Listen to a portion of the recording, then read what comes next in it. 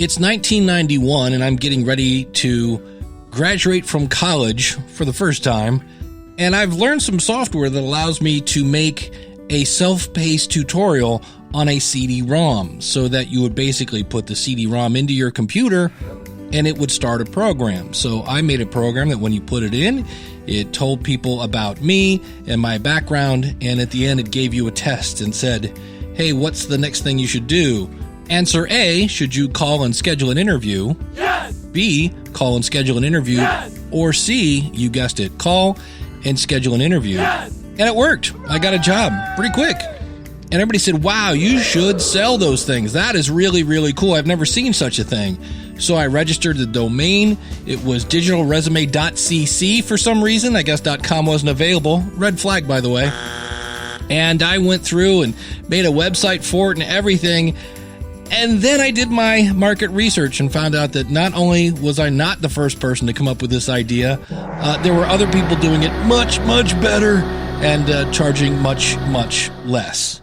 And today we're talking with Harry Durran, who shows how when you take your existing experience, do a little market research, get a little proof of concept, and mix it with a hyper-targeted niche, you might actually find success. Hit it, ladies. The School of Podcasting with Dave Jackson. Podcasting since 2005.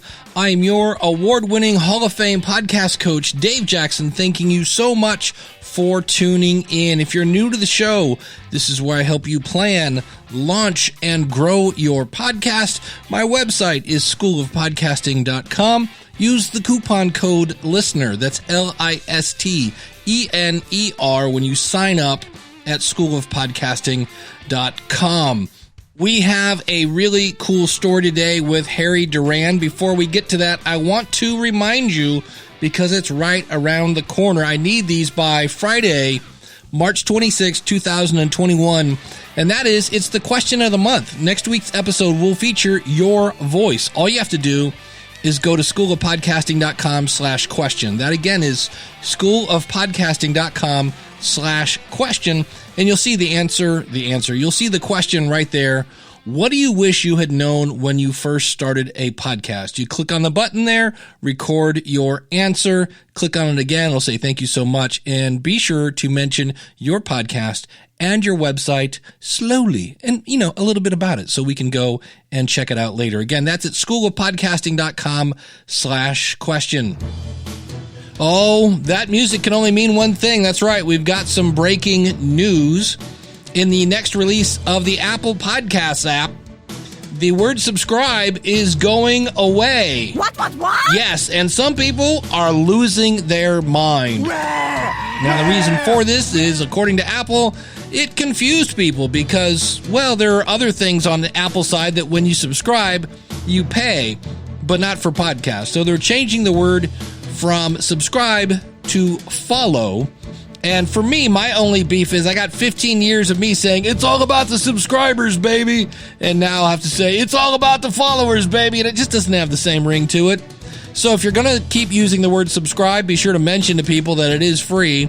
And you might want to set up your website.com/follow to go along with your website.com/subscribe. The other thing is, you're now going to have a big giant button where the subscribe button was that says listen to latest episode. So that whole starting off the first, 10 to 20 seconds of your show talking about the weather, you might want to cut that out because that's not going to make people follow you if you're just starting off talking about your cat and French toast recipes. This ends this special news bulletin from the School of Podcasting. Back to you, Biff. And while we're talking about links and words, how about this one? schoolofpodcasting.com/share. What this does is it's actually kind of a little contest, a little reward system I have. schoolofpodcasting.com/share. When you share this show or whatever episode you like, you can actually pick different episodes. If you refer 2 friends to the School of Podcasting, you get a custom thank you video. If you refer 10 friends, you get a signed copy of my book, Profit from Your Podcast. And if you refer 25 friends, holy cow, you get a free 30-minute coaching call. So check that out, schoolofpodcasting.com/share.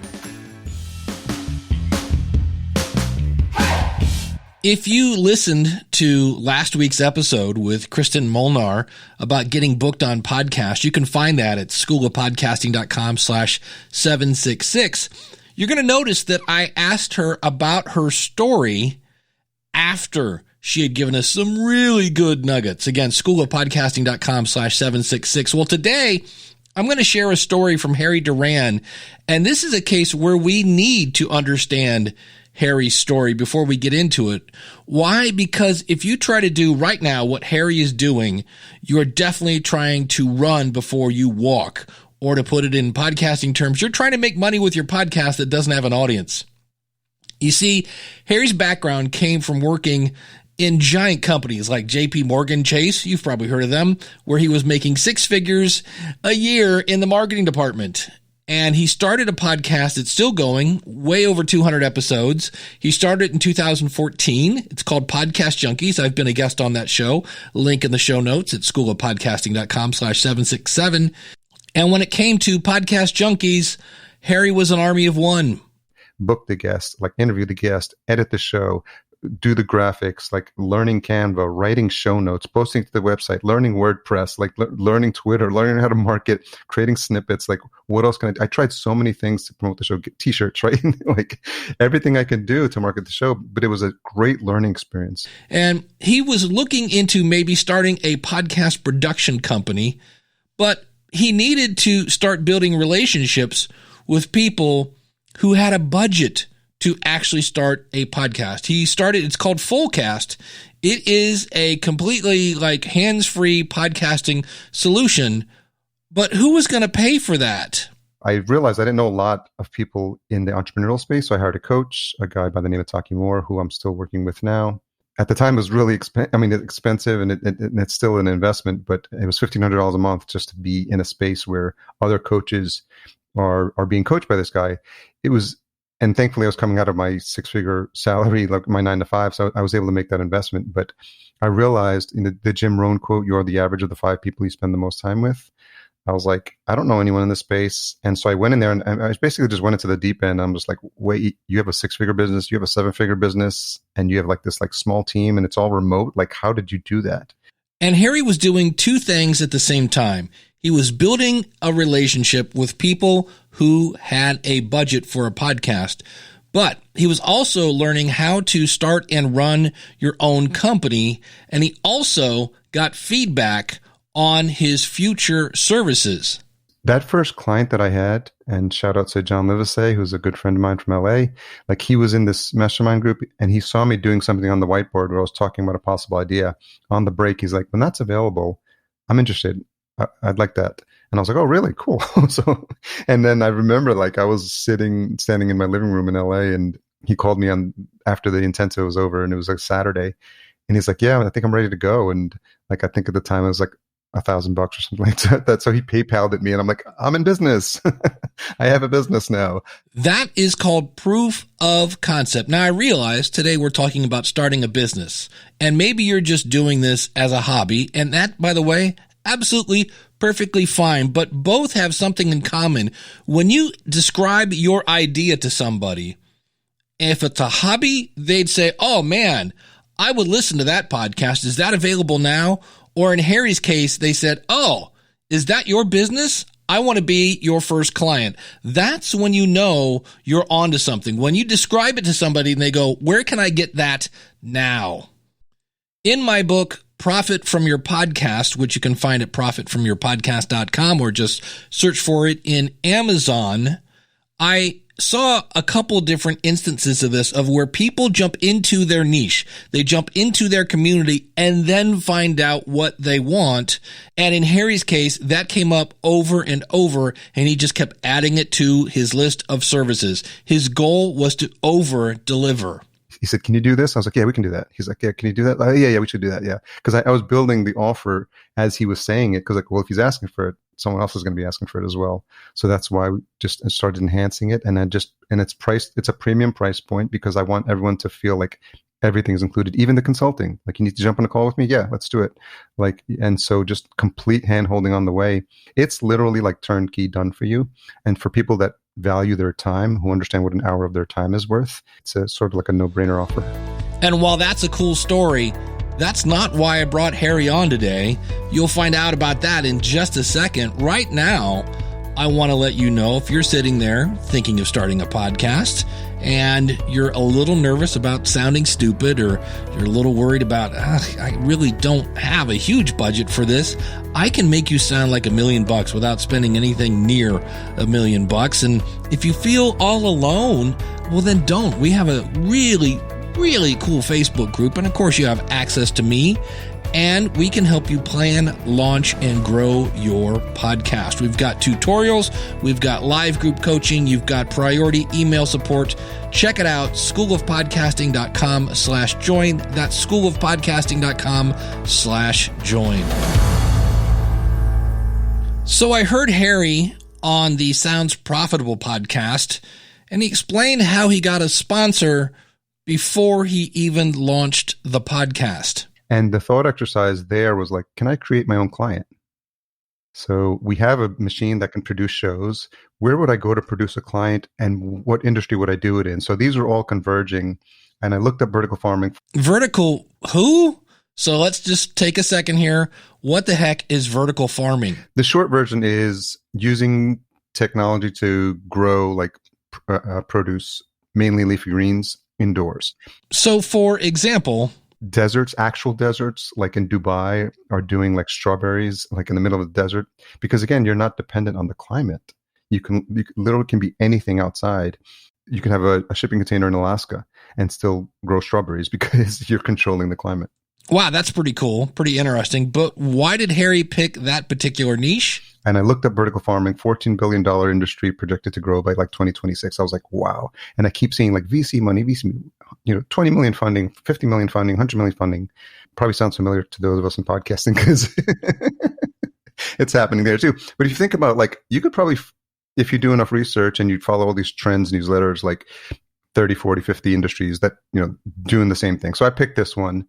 And I said, well, if there's money coming in, there's probably like marketing dollars to be spent in this space. Or as comedian Sam Kinison used to say, hey, we just drove 700 miles with your food.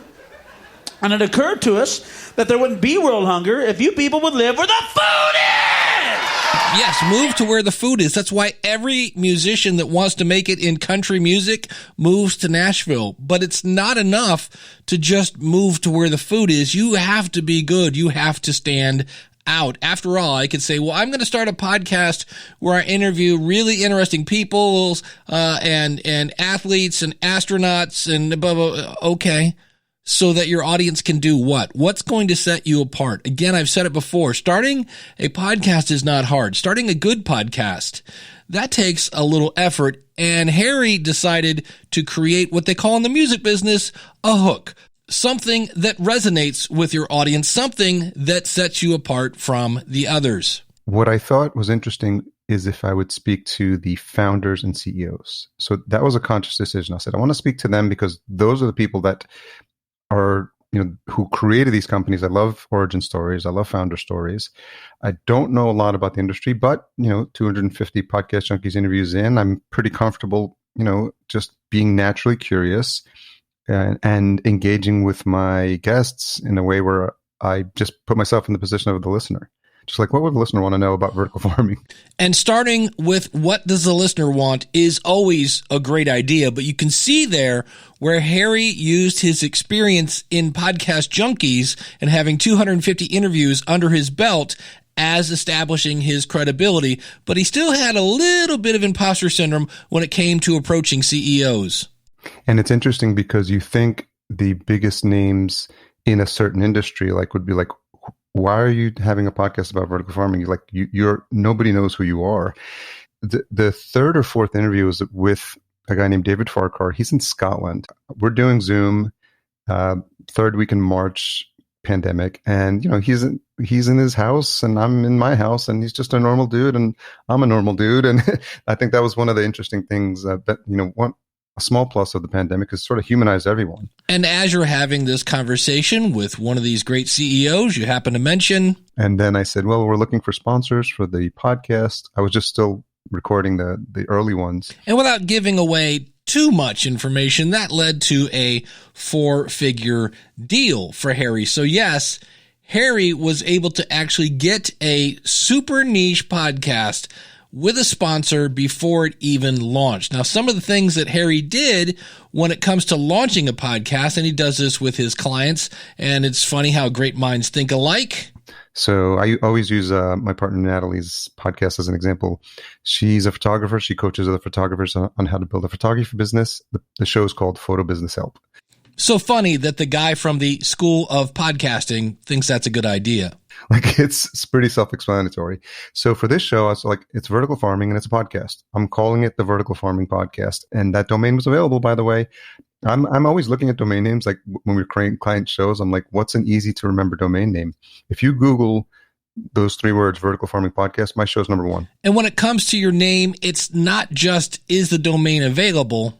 This is something as podcasters we need to be reminded of. Like anytime you're saying something, like say it to someone else out loud. And if they have difficulty spelling it, even for a second, like it's going to happen to another listener as well. So I'm conscious of that. Like even when we're telling new clients, you know, if the word 2 in there, is it TO? Is it TOO? Is it the number 2? Like people's mind, you can't predict how people are going to interpret like the sounds. So it has to be like foolproof, idiot-proof, like to spell. And so grab some of those URLs, use the .show, the .fm domain, you know, just be a little bit creative, add the word podcast and see if that's available. But you should always have something that's, you can, you know, send people to pretty easily.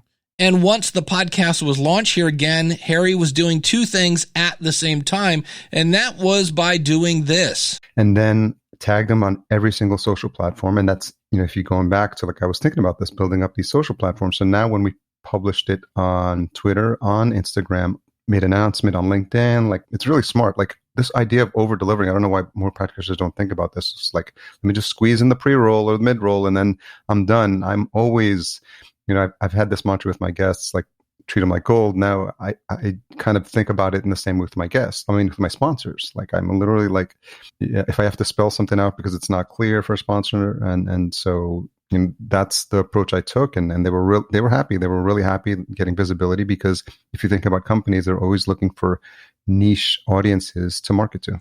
So while Harry is promoting the show, he's also proving to the sponsor, look, you're getting this much exposure. Well, did it work? Were they happy? Fast forward to like a couple of months ago, the company's raising like another round of funding. And David reached out to me. He's like, hey, Harry, can I get a copy of those 2 audios? Our investors, you know, want some more information about me. And I thought about your episode. So, you know, I really enjoyed our conversations and I want to highlight those to our potential investors as well. So, you know, it was really interesting. And I think it just comes from a place of wanting to make a genuine connection with them. And again, if you didn't listen to last week's episode, schoolofpodcasting.com/766, Kristen mentioned that the biggest takeaway from podcasting is not downloads and it's not money. It's relationships that you get with people. Here's another strategy that Harry used to grow his podcast. You know, just being creative and saying, what other categories in Apple Podcasts could this fit? And so I saw nature is like not a popular category. So I switched it to the nature category. It started shooting up to the top of the charts. So much so that in Canada last week, it was number 8. And in Kenya, it hit number 1 in nature. And I was like, I have a number 1 podcast now. So started promoting that. It's all these little things because it starts to get visibility. So now people are like coming to me and saying like, oh, I see that you have the number 1 podcast in vertical farming, you know, and I haven't even looked at who my competitors are. And I've listened to a couple of shows in the space. So I'm a complete newcomer to this space, but I didn't want to be too biased. And I didn't want to have like imposter syndrome and be like, whoa, these guys have been doing it for 10 years and they've got like 10 years of experience. You know, I just want to make sure I have a genuine connection with my guests. And I'm not fazed by their title because I don't know them. Like I'm not a fanboy of like vertical farming. And I'm just like, hey, you're just so-and-so. And if someone comes back and like, hey, you can speak to our marketing person. I'm like, no, I want to speak to the CEO.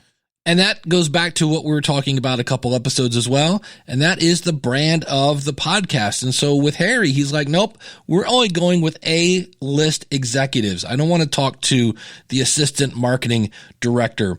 And by doing that, that has grown the podcast. And now he's finding out again, now that he's up to his neck in his niche, that people actually want additional forms of this information. So many people have been like pinging me on LinkedIn. Hey, I just found your podcast. I'm looking to get in the vertical farm industry. I binged every episode because I want to get a job in vertical farming. I've hired 2 people to help me through LinkedIn to help me with some admin stuff because they just wanted to do some part-time interning because they were interested in getting in the industry. And now I always think about this as an ecosystem. I started a vertical farming weekly newsletter, which originally the newsletter was just, hey, here's a new episode. But because I'm in the sort of this entrepreneurial world of like the newsletter economy, marketplace economy, these things fascinate me. So I said, well, one of the guys who was helping me, I said, how about if you just start collecting news because there's tons of news sites about vertical farming. So now he prepares a vertical farming weekly newsletter, and I've started to put logos at the bottom, a la Pod News, right? And I'm testing out to see if there's an appetite for people who are willing to purchase those logos and pay for those. And then already thinking about, because I'm seeing what James does with Pod News, I'm going to create vertical farming jobs.com, and then start to have all 3 of those sort of like cross-reference each other. And so when you go to Vertical Farming Weekly Newsletter, you'll see like the podcast as a logo at the bottom. So each of those properties are going to advertise the other ones. So it sounds very promising. Sounds like a success that's going to keep blossoming and bringing more opportunities to Harry. And that got us on the discussion of, well, have you ever tried something that didn't work? And so we kind of talked about when it comes to validating an idea. I think you need to validate an idea better. And this is where I started learning about MVPs, like minimum viable product, and really just product market fit. Like, does anyone need this? Is anyone asking for this? And it's just start. You can do this with a Google form. Like you can do this with a Twitter poll. Like you don't have to like go down these rabbit holes. And I think it was really interesting, but also just from an entrepreneurial perspective, this concept of failing forward, and just understanding that failure is part of the road. And you just have to try a lot of stuff, and you have to be comfortable with failure. And one of the things, I'm going to take a tangent on this, that I keep seeing people get advised to do this in Facebook groups. And for the record, I'm not sure Facebook groups are always helpful. I see a lot of bad advice there. I hear a lot of bad advice on Clubhouse. And that is, let's say you start a podcast and you're 7, 8, maybe 13 episodes in, and somebody advises you, just relaunch your podcast. That is a horrible idea. And I always say that if a big launch equals a successful podcast, that would mean a big wedding equals marital bliss. And in both cases, the work is just beginning.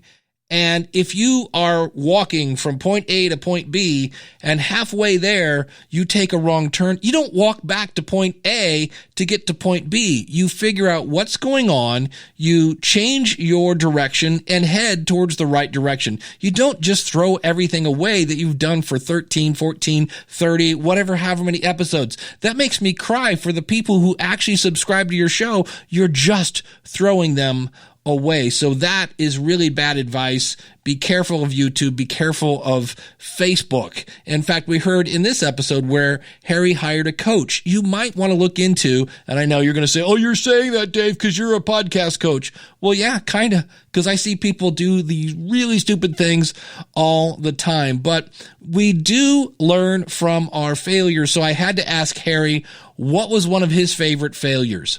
I'm a huge productivity nerd. So before Podcast Junkies, I was thinking about doing a productivity conference. And I was like, yeah. And I reached out to Mike Vardy. Shout out to Mike Vardy. And I subsequently had him on Podcast Junkies. But he's like a super productivity nerd. And I was following all these guys. And I was like, what about the world's most productive conference ever? And I was thinking all these ideas in my head. For some reason, I decided it was maybe like memories of like 99.com craze. But I called it ProdConf, PRDCNF.com. Like, makes absolutely no sense. grabbed that domain because I was like, yeah, I need the domain. Started running like Facebook ads. I spent like over $1,000 on like Facebook ads and did not get one registration. And realize when something like that happens, it's not really a failure. It's just a lesson that in some cases you paid for. Hopefully not a lot of money, but I've got plenty of those, and I'm sure you do too. So I asked Harry for his final thoughts as we started to wrap up our discussion. And for the listener, just, don't be afraid to test out new ideas and validate them first. They may fail, but at least you tried, and thankfully this one panned out. But again, the more niche, the better. I think that's the takeaway there.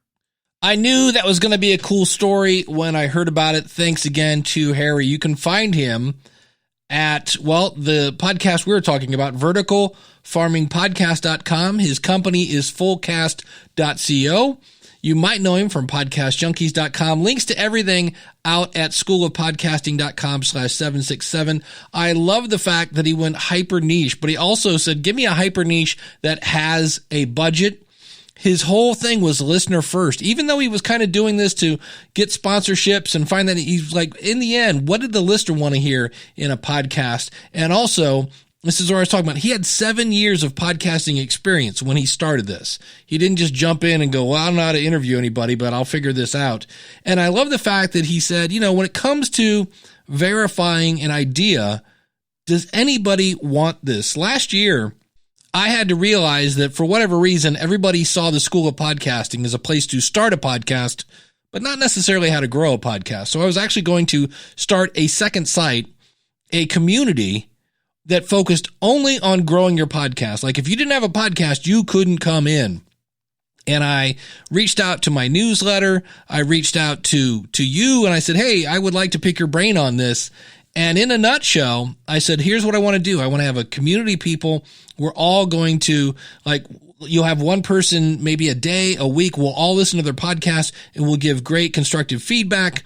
Then we'll look at different strategies for growing your audience and all this stuff. And in a nutshell, I didn't have anybody go, oh man, when can I sign up for that? I had one person say, wait, I have to listen to more podcasts?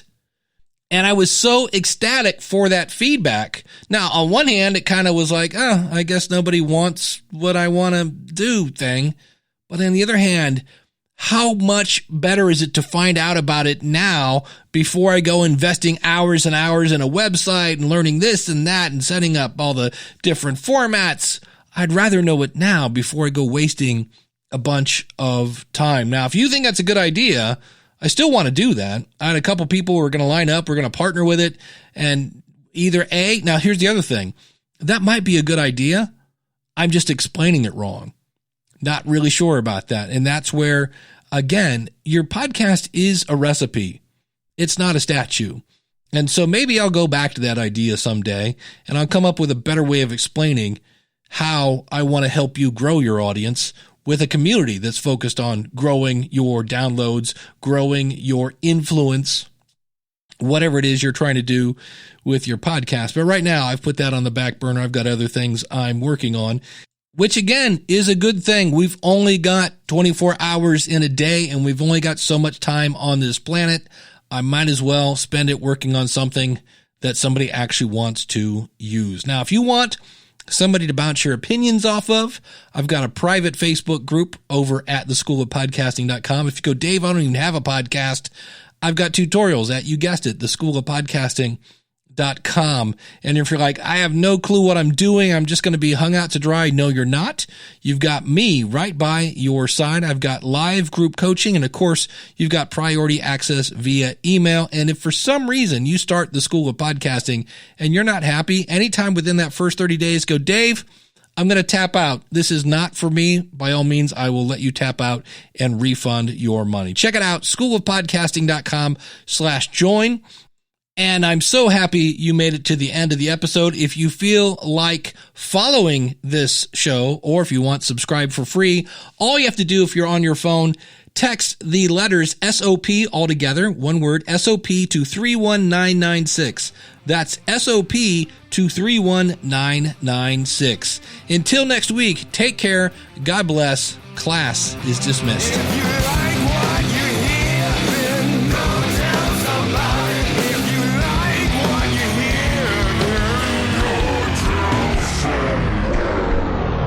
It's interesting because podcasting for me, like with Podcast Junkies now, I look forward to the interviews simply because I can speak to my friends.